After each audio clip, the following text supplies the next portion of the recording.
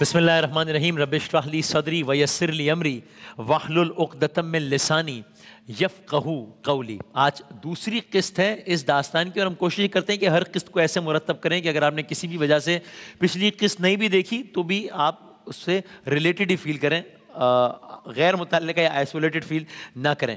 اور کوشش ہماری یہ بھی ہے کہ قرآن مجید کے جو مختلف صورتیں ہیں قرآن کی، اگر ان صورتوں کے ناموں کے پیچھے کوئی واقعات چھپے ہوئے ہیں تو ہم ان واقعات پہ اس رمضان میں بات کریں کہ یہ جو صورتیں ہیں وہ ہم جب بھی پڑھ رہے ہوں یا ان صورتوں کا نام سنیں تو ہمارے ذہن میں واقع ہو کہ اچھا اس سورہ کا یہ نام اس لیے ہے۔ تو ہم نے سورہ بقرہ سے آغاز کیا ہے، بقرہ یعنی گائے، اور اب تک کے واقعے کا ریکیپ یہ ہے کہ موسیٰ علیہ السلام اللہ کے نبی کلیم اللہ، اللہ تعالیٰ سے کلام کرتے تھے، کلام کرنے کے لیے کوہ طور جاتے تھے۔ موسیٰ علیہ السلام گئے کوہ طور، وہاں پر ان پر توریت نازل ہو رہی ہے، نیچے کیا ہو رہا ہے؟ نیچے جو موسیٰ علیہ السلام کی قوم ہے، بنی اسرائیل ہے، وہ موسیٰ علیہ السلام کی تعلیمات کو بھلا کر ایک اپنا خدا بنانے میں مشغول ہو گئی ہے، بھول گئی ہے موسیٰ علیہ السلام کی تعلیمات کو۔ ایک شخص ہے، ایک کردار ہے، اس کا نام سامری ہے۔ سامری نے لوگوں کو بہکا دیا ہے۔ سامری کے کہنے پر لوگوں نے بچھڑا بنا کر اس کی پوجا کرنے کی تیاری کر لی ہے، اور لوگ خوشیاں منا رہے ہیں نئے خدا کی۔ یہ اب تک کی صورتحال ہے۔ اب آگے کیا ہوا آج سنیے۔ اب یہ سارے کا سارا منظر جاری ہے، موسیٰ علیہ السلام کوہ طور پر ہے، نیچے قوم خوشیاں منا رہی ہے نئے خدا کی، کہ اچانک ایک پیش رفت ہوئی۔ ایسے میں اچانک کیا ہوا؟ اچانک ایک ایسے سین نے، ایک ایسے منظر نے جنم لیا کہ دیکھنے والوں کی آنکھیں دنگ رہ گئیں۔ یہ سب لوگ جو بچڑے کی پوجا کر رہے تھے یا تیاری کر رہے تھے وہ حیران پریشان ہو گئے۔ کیوں؟ سامری نے سب کو بتایا تھا کہ موسیٰ علیہ السلام واپس نہیں آتے، اب یہی بچڑا ہمارا خدا ہے، نعوذ باللہ۔ لیکن لوگوں نے کیا دیکھا؟ لوگوں نے دیکھا کہ وہی موسیٰ علیہ السلام جن کے بارے میں ان کو یقین ہو گیا تھا کہ اب یہ واپس نہیں آئیں گے، وہی موسیٰ علیہ السلام کوہ طور سے واپس تشریف لا رہے ہیں۔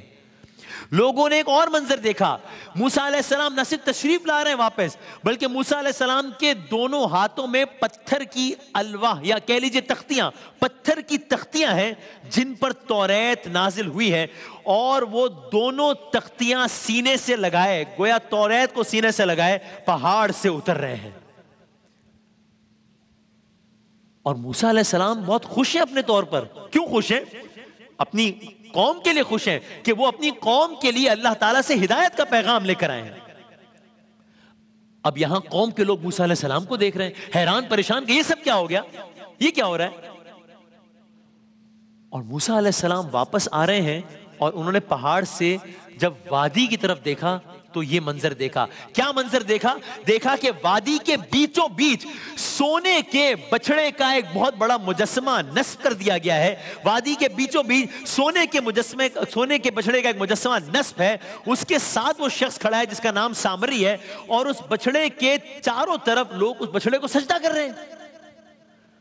موسیٰ علیہ السلام اترے، لوگ موسیٰ علیہ السلام کو دیکھ رہے ہیں، موسیٰ علیہ السلام کے سامنے وہ قوم ہے، اور یہ سارے کا سارا منظر ہے، بچڑے کی پوجا ہو رہی ہے۔ موسیٰ علیہ السلام قوم کے قریب آ رہے ہیں، سب منتظر ہیں کہ موسیٰ علیہ السلام جب ہمارے قریب آتے ہیں، بنی اسرائیل منتظر ہے تو موسیٰ علیہ السلام اس پر کس رد عمل کا اظہار کریں گے۔ موسیٰ علیہ السلام آئے، قریب آئے، پہلا رد عمل کیا دیا؟ یہ سارا منظر دیکھ کر موسیٰ علیہ السلام جلال میں آ گئے۔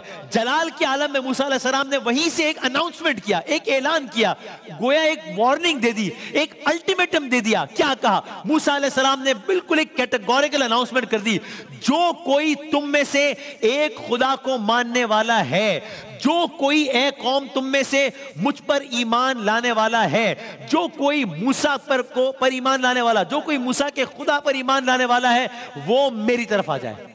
یعنی آتے ہی گویا انہوں نے ایک فائن لائن بتا دی کہ جو میری طرف ہے وہ ادھر آ جائے، تاکہ اور ایسا کیوں کیا یہ اگلے 2-3 منٹ میں پتہ لگے گا کہ آگے ایسا کیا ہونا تھا۔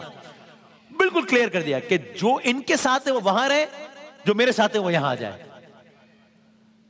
اب کیا ہوا؟ یہ اعلان سنا گیا، یہ اعلان بہت غور سے سنا گیا، یہ اعلان بہت حیرانی سے سنا گیا، یہ اعلان بہت پریشانی سے سنا گیا، اور اب اس اعلان پر ریاکشن کیا آیا قوم کا؟ کچھ اہل ایمان جو یہ سارے کا سارا منظر دیکھ کے بڑی اذیت میں مبتلا تھے، پریشانی میں مبتلا تھے، لیکن کمزور تھے، چپ تھے، مجمع میں کچھ موومنٹ ہوئی اور وہ اہل ایمان چل پڑے.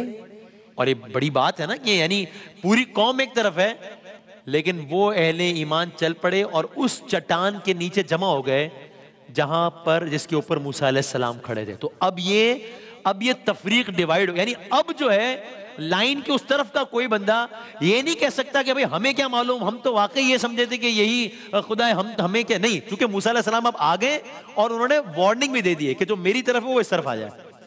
تو اب کسی کے پاس کوئی جواز نہیں رہا. ہو گیا یہ پہلا مرحلہ. اگلا مرحلہ, موسیٰ علیہ السلام آگے بڑھتے ہیں. اب موسیٰ علیہ السلام نے اس کہانی کا جو مرکزی کردار ہے, جو بھیانک کردار ہے, جو مکروہ کردار ہے, جس کا نام سامری ہے, جس نے اہم کردار ادا کیا لوگوں کو بہکانے میں, جس نے کہا تھا کہ بچڑا بنا لو اس کی پوجا کرتے ہیں. اب موسیٰ علیہ السلام نے سامری کو طلب کیا. قرآن کریم میں ہی آیات. اب موسیٰ علیہ السلام نے سامری کو طلب کیا. سامری آ گیا. سو اب مجمع ہے, مجمع دو حصوں میں ڈیوائیڈڈ ہے. ایک بڑی تعداد ہے جو اس طرف کھڑی ہے جو سامری کی سائٹ پر ہے, کچھ تعداد ہے جو اس طرف کھڑی ہے جو موسیٰ علیہ السلام کی سائٹ پر ہے. اور عجب نہیں کہ بس درمیان میں ہی کہیں ایک طرف موسیٰ علیہ السلام کھڑے, سامنے سامری کھڑا ہے, اور سب منتظر ہیں کہ اب کیا ڈائیلاگ ہوگا, اب ان دونوں میں کیا بات ہونی ہے, اب کیا ہونا ہے. موسیٰ علیہ السلام گویا ہوا ہے. سامری یہ تو نے کیا کیا؟ سامری کا جواب, اب اس کی جرت دیکھیے, جواب کہا ہے موسیٰ علیہ السلام آپ تو چلے گئے تھے, آپ تو واپس نہ آئے. قوم کے پاس تو پوجا کرنے کے لیے کچھ نہ تھا, قوم کے پاس عبادت کرنے کے لیے کچھ نہیں تھا. میرے پاس ایک فرشتے کے پیر کی مٹی تھی, میں نے وہ اٹھائی, اس سے یہ سونے کا بچڑا بنا لیا. لوگوں نے سونا جمع کیا, سب نے سونا دیا, ہم نے سونے کا بچڑا بنا لیا, اس پر ہم نے یہ مٹی ڈال دی. اب یہی ان کا خدا ہے, نعوذ باللہ, اب یہی ان کو جمع رکھے گا, اور میں نے تو یہ سب بڑی نیک نیتی سے کیا ہے. اب سامری کا گویا آفیشل سٹیٹمنٹ سامنے آ گیا ہے, ٹھیک. تو اب اس کے پاس بھی کوئی جواز نہیں ہے مکرنے کا, کیونکہ موسیٰ علیہ السلام نے اتمام حجت یہاں بھی کر لیا ہے. اس کو بھی پورا چانس دے دیا ہے اپنا نیریٹو, اپنا اسٹیٹمنٹ دینے کا کہ یہ سب کیا ہے. تو اور اس نے بتا دیا دھڑلے سے کہ یہ ہے بھائی سارے کا سارا معاملہ. اب لوگ سامری کا جواب سننے کے بعد مزید حیران ہیں, مزید حیرت سے دیکھ رہے ہیں کہ اب کیا ہوگا. یعنی اب تو گویا سامری نے, اس بدبخت نے اتنی جرت کر لیا نا کہ پبلکلی چیلنج کر دیا موسیٰ علیہ السلام کے نیریٹو کو, چیلنج کر دیا کہ بھئی یہ ہے معاملہ. اب موسیٰ علیہ السلام کا ریاکشن, موسیٰ علیہ السلام کا یہ ڈائیلاگ ہو رہا ہے, اب اس میں موسیٰ علیہ السلام کا جواب سنیے. موسیٰ علیہ السلام نے فرمایا, موسیٰ علیہ السلام نے سامری کی ساری داستان سنی, فرمایا اچھا اے سامری یہ تمہارا خدا ہے, یہ تمہارا, اب سے فرمایا نہیں بلکہ کچھ کیا بھی, کہا یہ تمہارا خدا ہے, اب تم دیکھو کہ میں تمہارے خدا کے ساتھ کیا کرتا ہوں. بس موسیٰ علیہ السلام نے اس بچڑے کے بت کے ٹکڑے ٹکڑے کر دیے, حتیٰ کہ پیس پیس کے اس کو باریک کر دیا, حتیٰ کہ اس کو پانی میں بہا دیا. اور اس کے بعد موسیٰ علیہ السلام نے فرمایا اگر یہ تمہارا خدا ہوتا تو اس کا یہ حشر کیوں ہوتا.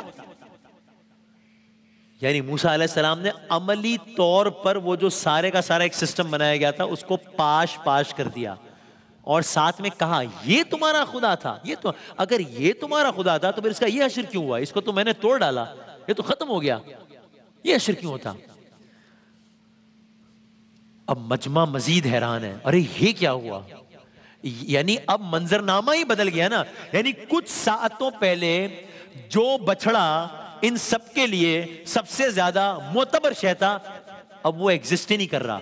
موسیٰ علیہ السلام نے اس کو پاش پاش کر دیا ہے. سامری کا کیا ہوا؟ سامری کھڑا ہے. اب موسیٰ علیہ السلام نے جو اگلی بات اور جو اگلا جو ایکشن تھا وہ کم از کم میرے لیے پہلے ایکشن سے زیادہ حیران کن تھا. یہ سنیے کیا ہوا. یہ سارا کچھ تو ہو گیا بچڑے کے ساتھ. اب موسیٰ علیہ السلام مخاطب ہوئے سامری سے, اور یہ بھی اگین قرآن نے اس کو رقم کیا کہ کیا ڈائیلاگ ہوا ہے. موسیٰ علیہ السلام نے بچڑے کے ساتھ وہ کر لیا, کہا سامری اب تو نے یہ جو عمل انجام دیا ہے اب تیری یہ سزا ہے کہ تیرے جسم میں, موسیٰ علیہ السلام سامری کو اس کے کیے کی سزا بتا رہے ہیں اور سزا پہ فوراً عمل ہونا شروع ہو جائے گا, آپ دیکھیں گے. تیری یہ سزا ہے, تیرے جسم میں ایک ایسی بیماری پیدا کر دی جائے گی, ایک ایسا مرض پیدا کر دیا جائے گا کہ تیرے جسم کو اگر کوئی ہاتھ بھی لگائے گا نا, تیرے جسم کو اگر کوئی چھوئے گا بھی نا, تو سامری تو بدترین اذیت کا شکار ہو جائے گا, تو سامری بدترین اذیت کا شکار ہو جائے گا. اس لیے کہ تو اب زندہ رہ, اب تو زندہ رہ اور چیختا پھر, اور مرتے دم تک چیختا پھر کہ مجھے کوئی ہاتھ نہ لگائے, مجھے کوئی ہاتھ نہ لگائے. یہ انجام ہوگا تیرا, کہ تو بیمار ہوگا اور مرض بھی ایسا ہوگا کہ تو لوگوں سے بھاگے گا. انسان جب مریض ہوتا ہے تو اس کی تو خواہش ہوتی ہے کہ لوگوں کے پاس جائے, کنسول کرے, بات کرے, دل کا بوجھ ہلکا کرے, طبیب آئیں, حکیم آئیں. یہ کہا گیا موسیٰ علیہ السلام کی طرف سے. اور آپ سنیے کہ ایسا مرض ہوگا کہ تو چیختا پھرے گا کہ کوئی تجھے ہاتھ نہ لگائے. قرآن مجید کی آیت ہے, ان تقولا لا مساس, تو کہے گا لا مساس, لا مساس, کوئی مجھے ہاتھ نہ لگائے, کوئی مجھے مس نہ کرے, کوئی مجھے نہ چھوئے. یہ قرآن کریم نے کہا لا مساس, سامری تو کہے گا. اور ایسا ہی ہوا, ایسا ہی ہوا.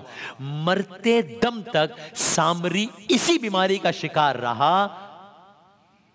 تو اب سامری کا یہ انجام ہو گیا, بچڑے کا وہ انجام ہو گیا. قوم کا کیا انجام ہو گیا؟ جنہوں نے سونے کا بچڑا بنانے میں سامری کی مدد کی اور قوم کو گمراہ کرنے میں سب سے بڑھ کر حصہ لیا, موسیٰ علیہ السلام کے حکم پر ان سب کو قتل کیا گیا جو تعداد میں ہزاروں تھے.